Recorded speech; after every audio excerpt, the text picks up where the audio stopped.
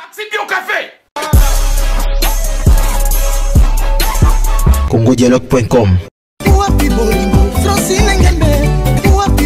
www.congomasolo CongoSolola.com Kitoko Bobby Ronaldinho le King is back. Bolandaka mingi Congo Dialogue Francine Ngembe mission www.congodialogue Mamba Sikadi Maxi Bio Café.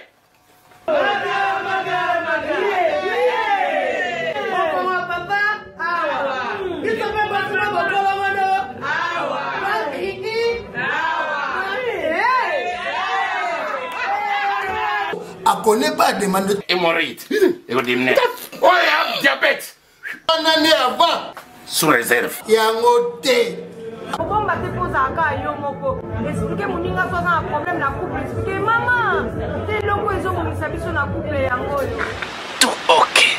Bio Café et au sélection de langue. Tomé la cana bino yango. Force Mbetu. Danger. Maxi Bio, café original, bande kotomela yango pour la santé na biso. À tous nos frères chrétiens, shalom, à nos frères et sœurs musulmans, assalamu alaikum wa rahmatullahi wa barakatuh, et aux autres, bonjour ou bonsoir. Amis fidèles internautes, partout où vous nous trouvez dans le monde, c'est un réel plaisir pour moi, Aminata Kassala Blanche, de savoir que vous êtes nombreux et connectés à notre chaîne Congo Dialogue TV.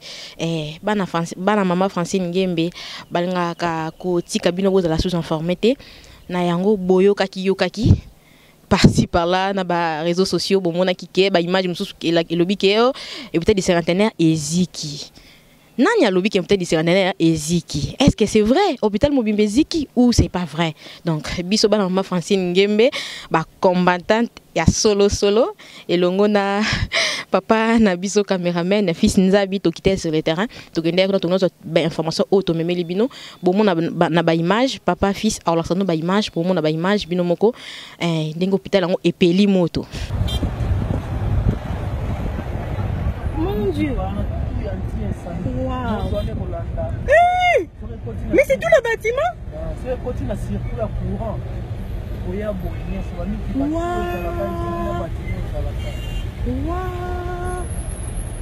Mon Dieu. Ils ont dégagé chaleur ma casse.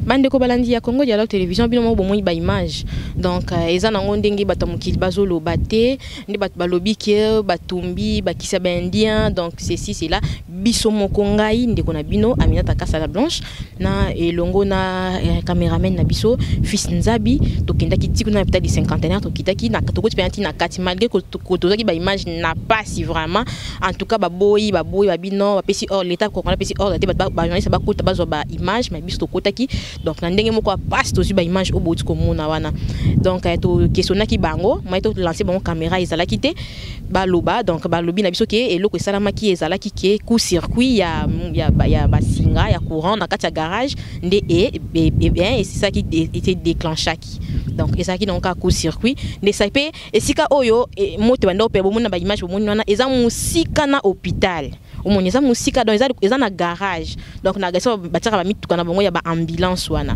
donc moto epelaki wana eza ka deux ambulance nde epeli moto yango nde eziki na blo donc na blo amike mabende blo ba pine na kati ya garage wana à part yango lo musuti hôpital eza nango bien très bien vraiment même donc hôpital eza bien vraiment donc bino momoni ba image pe ba image la kisi bino papa fils bomoni bino moko donc ba image hôpital eza nango bien ba biyoka yoka boke banango vraiment boke banango makasi eza nango te bat balobi wana donc bino momoni ba image okitaki sur le terrain malade moko te azu blessure donc ezate loko ezate donc ezakaka juste na garage donc place moko moki donc ba coup sur quoi ba singa ingénieur na bango ndi asalaki musala na ye mais ça qui bien te toloba donc nde yango pelisaki moto wana na pesi ba remerciement na ngai na fils Nzabi mama Francine Ngembe kuna na Belgique na pesi tanti Clarissa kuna na London Erkil kuna na London City Blaigo Landu kuna na Suède na pesi mbote nanga na Kadia la Belle kuna na Belgique Lauriane Kassa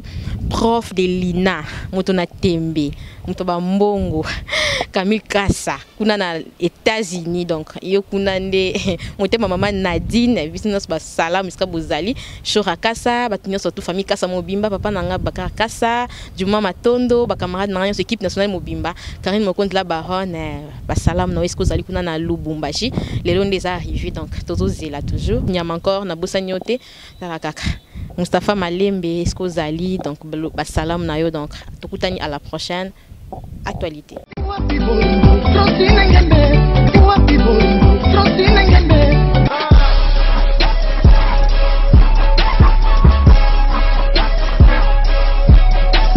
congodialogue.com